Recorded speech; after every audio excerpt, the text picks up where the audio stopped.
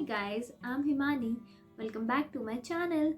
और आज हम एमपीपीएससी प्रीलिम्स की यूनिट 9 के बारे में डिस्कस करेंगे कि उसकी स्ट्रैटेजी क्या होगी, हमें कैसे पढ़ना चाहिए उसे और हमें कहाँ से पढ़ना चाहिए उसे। इसके पहले वाले वीडियो में मैंने आप लोगों के लिए यूनिट 10 की स्ट्रैटेजी लेके आई थी और उसमें मैंने आपको सारी चीज़ें बताई थी। और यदि आप उस चीज़ को फॉलो कर रहे हैं, उस प्रोसेस को, उस स्ट्रैटेजी को फॉलो कर रहे हैं और आपको यदि कोई बेनिफिट हो रहा है तो प्लीज़ मुझे बताइए। और अभी तक आप लोगों ने यदि यूनिट 10 की स्ट्रैटेजी नहीं देखी है तो प्लीज़ जाके उस स्ट्रैटेजी को देखिए और फॉलो करिए। आपको बहुत ज़्यादा बेनिफिट एक हफ्ते में ही नज़र आने लगेगा। तो आज हम यूनिट 9 की स्ट्रैटेजी लेके आए हैं।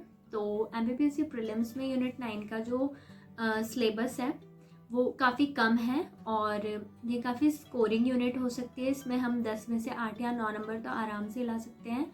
तो हमें इसे थोड़े से स्ट्रैटेजी के साथ पढ़ना होगा, है ना। मैं आपको सारी चीज़ें बताऊंगी कि आपको कहाँ से पढ़ना है, कैसे पढ़ना है, किस सीक्वेंस में पढ़ना है और हम इसे कितने दिनों में पढ़ के कंप्लीट कर सकते हैं। और हमारा एग्ज़ाम के पहले पहले 2 से 3 बार इसका रिवीजन आराम से हो जाएगा। आपको एकदम लिमिटेड चीज़ें पढ़नी है, आपको बहुत सारी चीज़ें नहीं पढ़नी है, आपको बहुत सारे सोर्स नहीं रखने हैं। तो लेट्स स्टार्ट। तो हम देखते हैं कि यूनिट 9 में सबसे पहले है कंप्यूटर का आधारभूत ज्ञान, है ना।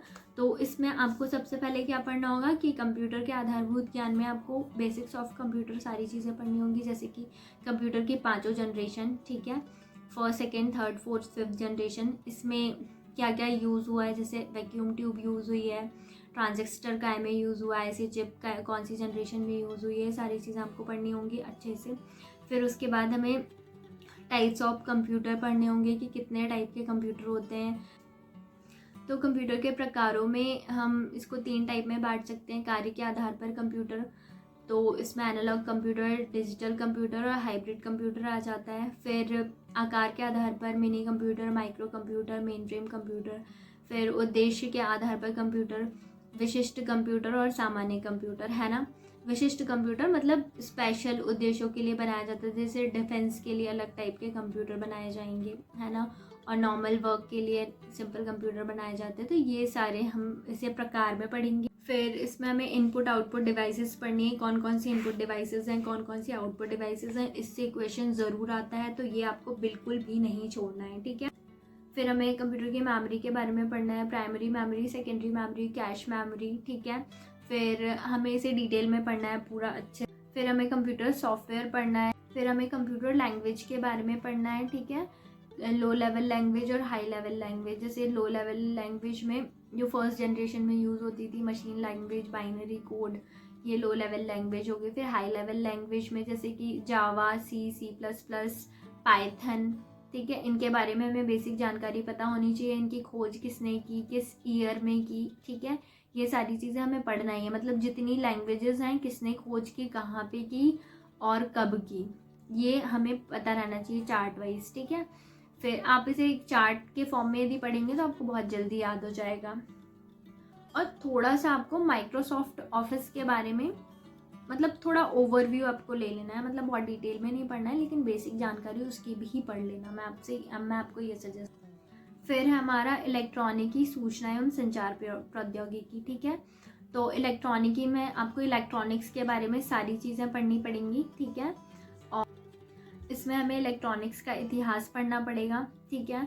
फिर इलेक्ट्रॉनिक डिवाइसेस पढ़नी पड़ेंगी कि मेन इलेक्ट्रॉनिक डिवाइसेस कौन कौन सी होती हैं, ट्रांजिस्टर, ठीक है, फिर एम्पलीफायर, रजिस्टर, ये सारी चीज़ें। फिर उसके बाद आपको चालकता पढ़नी पड़ेगी, जैसे कंडक्टर, सेमीकंडक्टर, इंसुलेटर, ये सारी चीज़ें आपको पढ़नी पड़ेंगी। और इलेक्ट्रॉनिक्स से रिलेटेड जो टर्मिनोलॉजीज होती है ना, आईसी, चिप और ये सारी चीज़ें सब आपको पढ़नी पड़ेंगी। कुछ मेटल्स आपको पढ़नी पड़ेंगी, ठीक है, कि अच्छा कंडक्टर कौन सा होता है, जैसे सिल्वर सबसे अच्छा कंडक्टर होता है, ठीक है। सेमी कंडक्टर सबसे अच्छा सेमी कंडक्टर कौन सा होता है, जैसे सिलिकॉन और जर्मेनियम, ठीक है, ये सबसे अच्छे सेमी कंडक्टर होते हैं।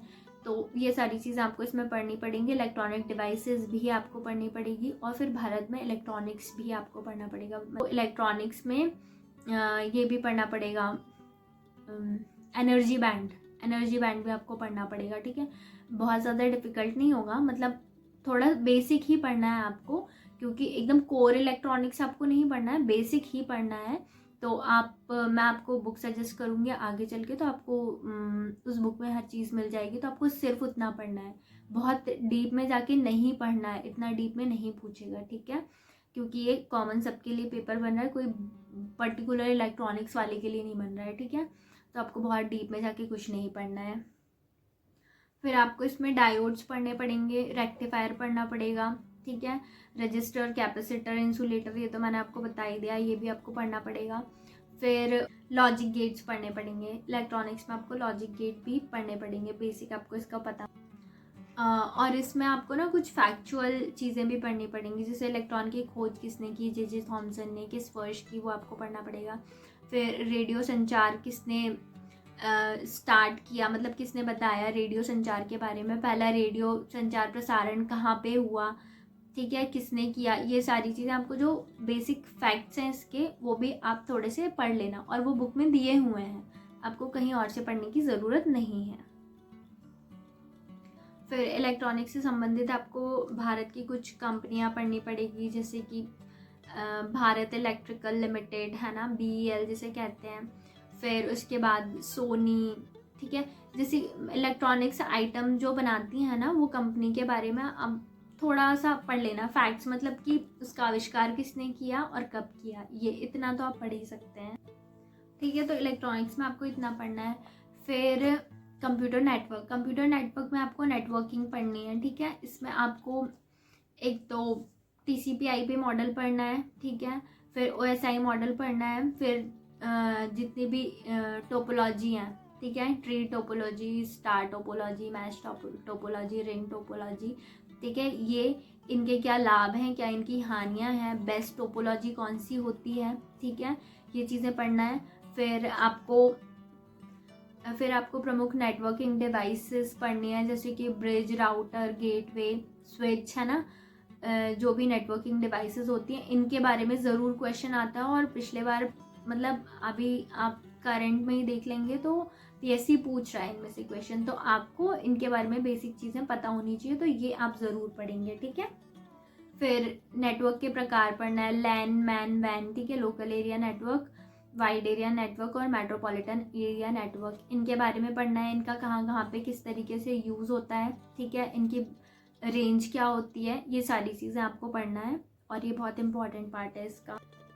फिर डेटा संचार पढ़ेंगे, तो डेटा संचार में आपको डेटा संचार की विधियाँ, डेटा कम्युनिकेशन की मेथड्स होती हैं, जो simplex, half duplex, full duplex, ठीक है, और इनके क्या क्या एग्जाम्पल हैं, मतलब ये एकदम बेसिक है, आपको बहुत इजीली समझ में आ जाएंगे, और आपने ऑलरेडी पढ़े हुए हैं, इसलिए इतना ज़्यादा कुछ नहीं पढ़ना है, थोड़ा सा पढ़ना। और पता है जितने भी टॉपिक मैं बता रही हूँ इनके बारे में थोड़ा थोड़ा ही पढ़ना है आपको, बहुत ज़्यादा नहीं पढ़ना है डीप में, वो तो मैं आपको इलैबोरेट करके बता रही हूँ कि क्या क्या आपको पढ़ना ही है, इसलिए आपको लग रहा होगा थोड़ा बड़ा, लेकिन इतना ज़्यादा कुछ नहीं पढ़ना है। फिर डेटा कम्युनिकेशन में प्रयोग होने वाले संचार के माध्यमों के बारे में भी हमें पढ़ना पड़ेगा, ठीक है, जैसे कि फाइबर ऑप्टिकल केबल, ठीक है, कोएक्सियल केबल, ठीक है, ये जो केबल्स होती है, मतलब जो संचार के जो माध्यम है इनके बारे में आपको पढ़ना ही पढ़ना है। और ये मोस्टली मैं बता रही हूँ 6-7 मीडियम है, तो इन्हें आप अच्छे से पढ़ लेंगे डेटा कम्युनिकेशन के लिए, तो बस उसमें आपका हो जाएगा। Twisted pair cable, coaxial cable, fibre optics cable, ठीक है, सबसे ज़्यादा इम्पॉर्टेंट फाइबर ऑप्टिकल केबल है, ठीक है, वो आपको पढ़ना ही पढ़ना है, उसमें कौन कौन सी ट्यूब्स होती हैं, कैसी उसकी कार्य प्रणाली होती है, आपको पढ़ना है, बहुत इंपॉर्टेंट है क्योंकि। और इसमें आप ना एक चीज़ वो भी पढ़ लेना कि प्रमुख मोबाइल और डेटा संचार कंपनियां, ठीक है, जो बड़ी बड़ी कंपनीज़ हैं, कौन सी कंपनी कहाँ की है, जैसे कि अपनी सैमसंग है साउथ कोरिया की, ठीक है, ऐसी अपन एप्पल ले लेते हैं तो USA की है ना, तो ये सारी चीज़ें कि वो कंपनी का नाम क्या है और वो कहाँ की है, किस कंट्री की है, तो ये चीज़ आप ज़रूर पढ़ लीजिएगा। फिर मैं इसमें एक चीज़ आपको बोलूँगी कि कंप्यूटर में ना एब्रिविएशन आते हैं, ठीक है, जैसे कि कुछ प्रोटोकॉल्स होते हैं, HTTP, SMTP, ठीक है, इसके आपको एब्रिविएशन ज़रूर पढ़ना है, मैं आपको वहाँ पे बताना भूल गई थी, लेकिन आपको ये फुल फॉर्म ज़रूर पढ़ने हैं, क्योंकि एब्रिविएशन बहुत पूछता है, तो आप डेली ऐसा कर लीजिए कि आप डेली 5-5 करके याद कर लीजिए या 10-10 करके याद कर लीजिए, वो आपको हो जाएंगे, आसान होते हैं और ये एग्ज़ाम में आते हैं, ठीक है। तो आपको ये ज़रूर पढ़ना है। फिर आपको इंटरनेट पढ़ना है। इंटरनेट में आपको इंटरनेट का बेसिक पढ़ना होगा, ठीक है। इंटरनेट की शुरुआत कब से हुई, ठीक है, किस कंट्री ने सबसे पहले की, ये सारी चीज़ें आपको पढ़नी है। फिर उसके बाद आपको इंटरनेट में सबसे इम्पॉर्टेंट चीज़ है वेब ब्राउज़र और सर्च इंजन, ठीक है। जितने भी वेब ब्राउज़र हैं उनकी टेबल बना लीजिए और उन्हें एकदम रट डालिए। और सर्च इंजन वो भी, मतलब आपको बिल्कुल याद होना चाहिए, दोनों में डिफरेंशिएशन आना चाहिए कि ये वेब ब्राउज़र और ये सर्च इंजन है, क्योंकि इससे पीएससी क्वेश्चन डेफिनेटली पूछता है। वो ये पूछता है कि इसमें से कौन सा वेब ब्राउज़र नहीं है या कौन सा सर्च इंजन नहीं है। तो आपको चीज़ें पता होनी चाहिए ना कौन सा है, तभी तो आप लगा पाएंगे। फिर है सोशल नेटवर्किंग साइट, ठीक है। सोशल नेटवर्किंग साइट्स में आपको जितनी भी सोशल नेटवर्किंग साइट्स हैं, ठीक है, यूट्यूब, फेसबुक, ट्विटर, ठीक है, इंस्टाग्राम और जितनी भी हैं सोशल नेटवर्किंग साइट्स, आपको उसके फाउंडर पता होना चाहिए, उसका ईयर पता होना चाहिए, कब इस्टेब्लिश हुई है, ठीक है। ये सारी चीज़ें आपको पढ़ना ही है और करंट में उसके सीईओ कौन है ये भी आपको पता होना चाहिए। तो सोशल नेटवर्किंग साइट ईजी होगा आपके लिए, तो ये तो आपसे बन ही जाएगा।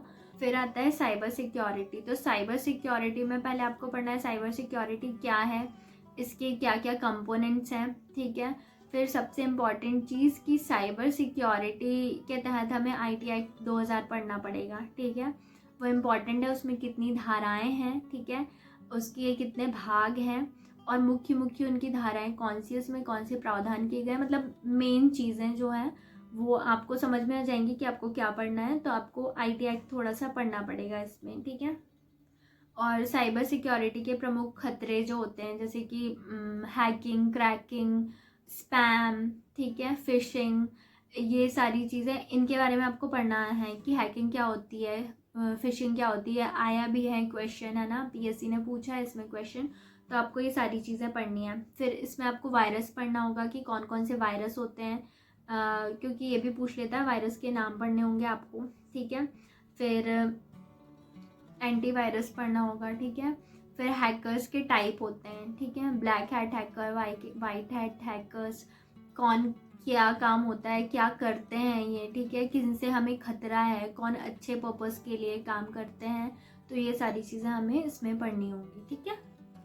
फिर है आर्टिफिशियल इंटेलिजेंस, ठीक है। तो आर्टिफिशियल इंटेलिजेंस की पहले हमें थोड़ी सी हिस्ट्री पढ़नी चाहिए कि इसके जनक किसे कहते हैं। जैसे जॉन मैकार्थी को इनके आर्टिफिशियल इंटेलिजेंस के जनक माना जाता है, ठीक है। इसकी शुरुआत कब हुई और वर्तमान में इसके क्या क्या यूज़ हैं और वर्तमान में आर्टिफिशियल इंटेलिजेंस का किस किस जगह पे यूज़ किया जा रहा है, ठीक है। फिर हमें इससे संबंधित लाभ जो हैं वो भी पढ़ने पड़ेंगे, ठीक है। इससे संबंधित जो हानियां हैं वो भी पढ़नी पड़ेंगी।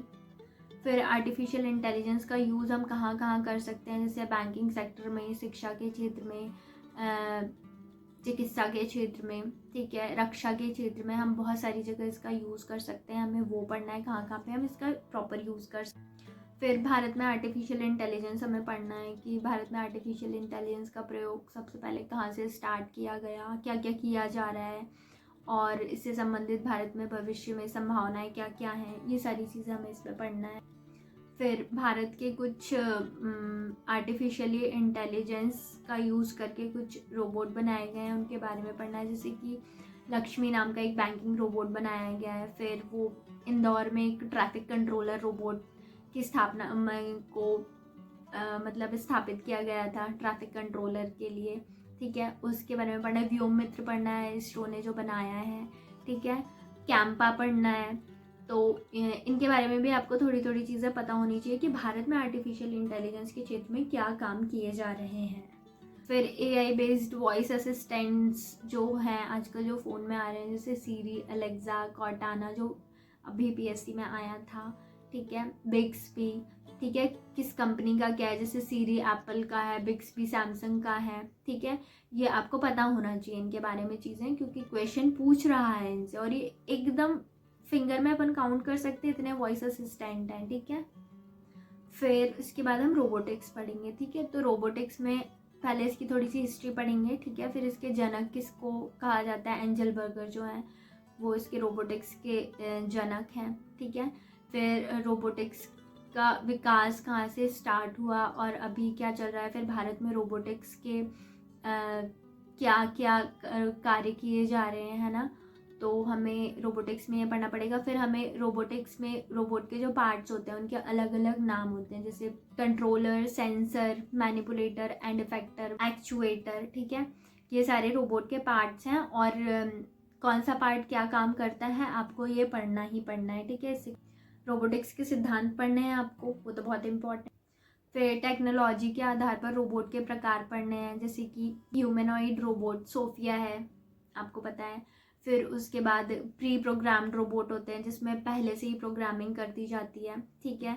फिर ऑटोनोमस रोबोट होते हैं, ठीक है। तो इस तरीके के रोबोट के भी टाइप होते हैं बहुत सारे, वो भी आपको पढ़ना है। फिर आपको स्पेसिफिक कुछ रोबोट्स के बारे में पढ़ना होगा, रोबोट्स के नाम पढ़ना होगा, जैसे सोफिया। फिर है ई गवर्नेंस और ई कॉमर्स, ठीक है। तो ई गवर्नेंस के बारे में हमें पढ़ना पड़ेगा कि इसका यूज स्पेसिफिकली एमपी के संदर्भ में, ठीक है। मध्य प्रदेश के संदर्भ में ई गवर्नेंस को आपको पढ़ना है, इससे संबंधित जितनी भी योजनाएं हैं आपको वो सारी चीज़ें पढ़ना है। ई गवर्नेंस के प्रकार आपको पढ़ना है, जैसे कि G2B, G2C, ये आया था अभी एग्जाम में क्वेश्चन, तो आपको ये पढ़ना ही पढ़ना है। इजी है बहुत, आपको समझ में आ जाएगा। फिर ई गवर्नेंस से संबंधित योजनाएं, ठीक है, और ई गवर्नेंस से संबंधित एप्लीकेशन, जैसे सारथी ऐप है, फिर आरोग्य सेतु ऐप है, ठीक है, मेघदूत ऐप है, जो ई गवर्नेंस के तहत स्टार्ट की गई हैं। ये ऐप्स के बारे में भी इनके नाम आपको पता होना चाहिए और किस काम के लिए स्टार्ट की गई हैं ये आपको पता। फिर ई गवर्नेंस पोर्टल, जैसे कि भारत श्री पोर्टल, ठीक है। ई कॉमर्स क्या होता है कि इंटरनेट के माध्यम से किसी वस्तु को बेचना या खरीदना। तो जैसे कि ई कॉमर्स में आजकल बहुत सारी कंपनियां हम देखेंगे, अमेज़ॉन हो गई, इंडिया मार्ट हो गया, फ्लिपकार्ट हो गया, मिंत्रा हो गया, ठीक है। ये सब ई कॉमर्स वेबसाइट्स हैं, ठीक है, जिनके थ्रू हम इंटरनेट के माध्यम से वस्तुएं खरीद और बेच सकते हैं। इसमें लिस्टेड जो कंपनी है जैसे Amazon, Flipkart, India mart, Myntra, ठीक है, इन सब की स्थापना कब हुई है, किसने की है और इसका हेडक्वार्टर कहाँ है, ठीक है। ये चीज़ें आपको पता ही होनी चाहिए और इसे आप चार्ट बना लीजिए, चिपका लीजिए, आपको याद हो जाएगा आराम से। फिर ई कॉमर्स के प्रकार B2B, B2C, ठीक है, C2C, तो ये सारे प्रकार आपको पढ़ना है। इसमें से भी क्वेश्चन आ रहा है तो आप इसे ध्यान से पढ़िए, ठीक है। बहुत क्वेश्चन पूछ रहा है MPPSC इसमें से, तो आप प्लीज़ इसे ध्यान से पढ़िए और इसे ज़रूर पढ़ के जाना। तो इस प्रकार हम ये यूनिट 9 पढ़ के कवर कर सकते हैं, ठीक है। इतना ही पढ़ना है और जो जो मैंने आपको टॉपिक बताई हूँ बस इन्हें ही पढ़ना है, इसके अलावा आप कहीं बाहर मत जाइए। बस मैं ये बोलूँगी कि एब्रिविएशन आप ज़रूर पढ़ लेना, ठीक है। कंप्यूटर के तो स्पेशली आपको पढ़ना ही पढ़ना है, उसके एब्रिविएशन बहुत इंपॉर्टेंट होते हैं और वो डायरेक्ट पूछ रहा है एग्ज़ाम में, ठीक है। दूसरी चीज़, अब यूनिट 9 आपको कवर कैसे करना है, कितने दिनों में कवर हो जाएगी। मैं तो बोलती हूँ यूनिट 9 इतनी छोटी सी है ना कि यूनिट 9, मैं आपको कहूँ तो यूनिट 9 10 से 12 दिन, हार्डली 10 से 12 दिन में कवर हो जाएगी, 10 दिन मैक्सिमम। मैं बोलती हूँ कि यदि आप दिन में 2-2 घंटे भी पढ़ते हैं ना, या 2-2.5 घंटे भी पढ़ते हैं, तो 10 दिन में यूनिट 9 कवर हो जानी है। मैक्सिमम 2 घंटे भी पढ़ते हैं तो 10 दिन में आपकी यूनिट 9 पूरी कवर हो जानी है, बहुत अच्छे से, बहुत डीप में नहीं पढ़ना है, ठीक है। अब इसके लिए मैं आपको बुक सजेस्ट करना चाहूँगी, तो मैं इसके लिए आपको निर्माणायस की बुक या तो परीक्षा धाम की बुक, दोनों में से आप कोई भी बुक से पढ़ सकते हैं, ठीक है। सफिशिएंट है ये, सफिशिएंट है ये। कंप्यूटर के लिए मैं बोलूँगी कि आप परीक्षा मंथन की जो बुक आती है आप उसमें से एब्रिविएशन वगैरह पढ़ लें तो वो बेटर होगा। अदरवाइज इस बुक में सब कुछ दिया हुआ है, या तो आप परीक्षा धाम ले लो या तो आप निर्माणायस ले लो, जो आपका मन करे आप ले लो और सिर्फ इतनी ही बुक पढ़ो, इससे आगे कुछ नहीं आएगा। आपने यदि इतना पढ़ लिया तो आपके 8 से 9 नंबर तो कहीं नहीं जा रहे हैं। और ये इतनी छोटी यूनिट है ना, ये यूनिट 10 से भी छोटी यूनिट है, ठीक है। अब जब पढ़ोगे ना आपको खुद समझ में आ जाएगा। मैं मानती हूँ कि इलेक्ट्रॉनिक्स वाले यूनिट में आपको थोड़ी सी नई नई टर्मिनोलॉजीज देखने के लिए मिलेंगी जिनका बैकग्राउंड साइंस वाला नहीं है उनके लिए तो थोड़ी सी दिक्कत होगी, बट आप एक बार ही पढ़ेंगे ना आपको सब समझ में आ जाएगा, क्योंकि बुक में बहुत ही ईजी लैंग्वेज में दिया हुआ है। और प्लस मैं आपको यही बोलूँगी कि आप 10 दिन में से कवर करने की कोशिश कीजिए। जैसे कि आज 11 तारीख हो रही है, तो आप 12 तारीख से पढ़ना स्टार्ट करेंगे मान लीजिए, तो 22 तारीख तक आप डेफिनेटली पूरी श्योरिटी और कॉन्फिडेंस के साथ इसे पढ़ के कंप्लीट कर सकते हैं, ठीक है। और उसके पहले एग्ज़ाम के पहले आपका 3 बार इसका रिवीजन आराम से हो जाएगा। ये बहुत ऑथेंटिक सोर्स है, इसके बाहर क्वेश्चंस नहीं जाएंगे, आप यकीन मानिए। और आपको यदि मेरे वीडियो पसंद आ रहे हैं तो प्लीज़ वीडियो को लाइक करिए। प्लीज़ आप लोग देख के चले जाते हैं और लाइक नहीं करते हैं, तो प्लीज़ वीडियो को लाइक कीजिए, शेयर करिए अपने दोस्तों के साथ, और मेरे चैनल को ज़रूर सब्सक्राइब कीजिए। Thank you so much, thanks for watching.